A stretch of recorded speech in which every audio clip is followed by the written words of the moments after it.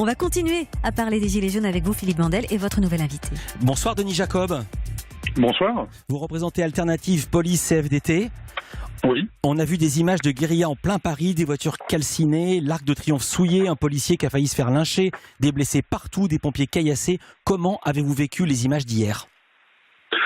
Écoutez, je crois que je suis comme beaucoup de mes concitoyens et de mes collègues particulièrement choqué qu'on s'en prenne au symbole de la nation, à savoir l'Arc de Triomphe, la tombe du soldat inconnu, et que effectivement, ce qui s'est passé hier pose questionnement aussi en interne des troupes de la police nationale, à savoir est-ce que le maintien de l'ordre a bien été dimensionné et prévu comme il aurait dû être, c'est-à-dire peut-être ne pas sécuriser à outrance les Champs-Élysées pour avoir moins d'effectifs aux alentours, ce qui a provoqué ce que j'avais déjà annoncé sur certains médias la semaine dernière, que nous aurions des heurts en périphérie des Champs-Élysées. D'accord, c'est-à-dire le problème se déplace, c'est ça ce que vous voulez dire. Comment se fait-il ? On a tous vu les images du ministre de l'Intérieur hier matin qui semblait très confiant. Comment expliquez-vous que la situation lui ait échappé et échappé au service à ce point ?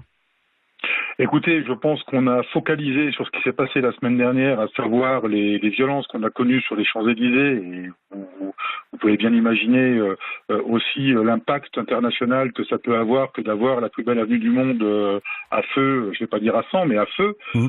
Donc on a focalisé sur une sécurisation outrancière des Champs-Élysées en ne prenant suffisamment pas en compte tout ce qui allait pouvoir potentiellement se produire aux alentours. Et aujourd'hui, ce que je disais la semaine dernière, je ne vais pas dire que je suis heureux parce que la situation ne permet pas de le dire, mais je prends acte quand même que certaines déclarations gouvernementales confirment ce que je disais, à savoir qu'il faut repenser la stratégie de maintien de l'ordre sur de tels événements. Et puis je prends acte également de l'annonce qui vient d'être faite par Madame la ministre de la Justice sur le fait de l'irresponsabilité de solliciter le retour de l'état d'urgence. Ah, dites-moi pourquoi. Parce que certains syndicats sont pour cette solution-là. Oui. Pourquoi êtes-vous contre ?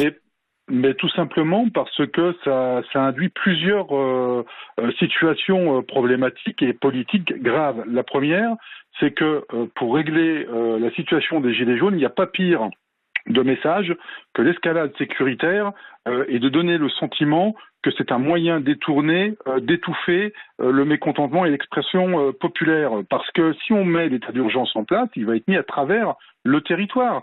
Ça veut dire que plus de déclarations, plus de manifestations sans déclaration, potentiellement des couvre-feux. Enfin voilà, on a eu certes des scènes qui étaient dans un climat un peu insurrectionnel, mais enfin on n'est quand même pas sous un régime d'attentat, ni même dans la situation des violences urbaines qu'on a connues en 2005, avec 3 semaines de violence. Le deuxième point, c'est que ça a un impact lourd et conséquent sur le travail des policiers, parce que mettre l'état d'urgence, c'est remplacer les fonctionnaires de police qui sont en position statique à la garde de certains bâtiments institutionnels, comme c'est le cas aujourd'hui, la surveillance de l'Élysée, Matignon, Beauvau, l'Assemblée nationale, et donc on remplacerait les policiers pour mettre des militaires, et ces policiers-là iraient en renfort de mes collègues sur le maintien de l'ordre, sauf que ces collègues-là ne sont pas formés pour faire du maintien de l'ordre. Donc on les met en insécurité. Et aujourd'hui, les policiers sont déjà suffisamment fatigués et harassés pour ne pas subir ce genre de dispositif. J'ai bien compris. Merci beaucoup, Denis Jacob. Je rappelle que vous êtes représentant du syndicat Alternative Police CFDT.